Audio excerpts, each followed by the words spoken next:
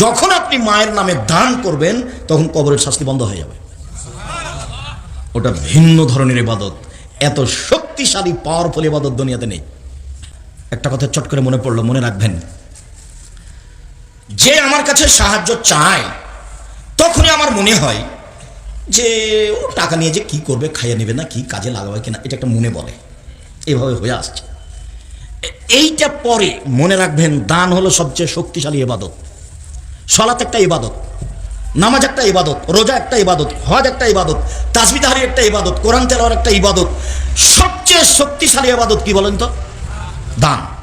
সালাত আদায় করেছেন, নামাজ পড়েছেন, আপনার উপকার মায়ের কোনো লাভ হবে না, কবরে আছে। সিয়াম পালন করেছেন, সিয়াম দামি ইবাদত, আপনার কি হবে? মায়ের উপকার হবে না। হজ করেছেন 10 লাখ টাকা খরচ করে, আপনার উপকার মায়ের কোনো লাভ হবে না। যখন আপনি মায়ের নামে দান করবেন তখন কবরের শাস্তি বন্ধ হয়ে যাবে।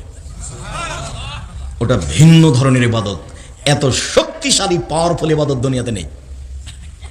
তো মাথায় থাকবে, দান করলাম, অতএব কোন ইবাদত করলাম? সবচেয়ে শক্তিশালী ইবাদত করলাম, তখন আপনি শান্তি পাবেন। নইলে খালি আরে টাকাটা দিলাম ওকে, টাকাটা মনে মদ খাবে, এই দিক পরে। আগে মাথায় রাখতে হবে যে দান ইবাদতের জগতে শক্তিশালী দান।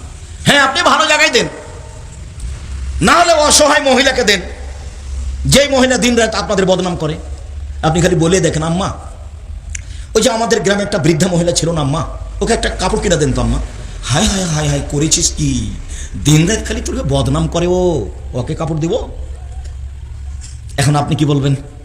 আম্মা, চাঁপাইনবাবগঞ্জের ভাষাতে একটা কথা আছে, শত্রুকে বড় পিঠে বসতে দিতে হয়, শত্রুকে ভালো চেয়ারটা বসতে দিতে হয়, শত্রুকে ভালো জায়গাটা বসতে দিতে হয়।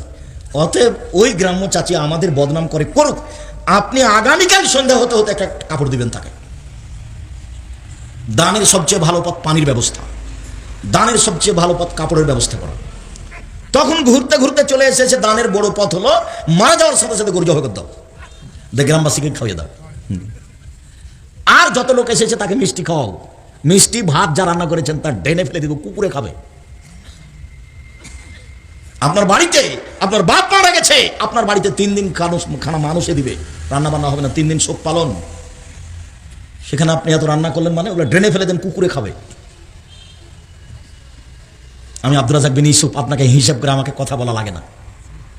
আমার জীবনে আমি কোনোদিন পরিস্থিতি বিবেচনা করে কথা বলিনি, কি হবে সেটা পরে। জাতির সামনে দাঁড়াই না কোনোদিন জাতিকে ফাঁকি দেওয়ার জন্য। জাতির সামনে এমনভাবে দাঁড়াই, যেটুকু জাতির সামনে বলে যাব ওইটুকু আর গায়ে যেন দাগ কেটে লেগে থাকে।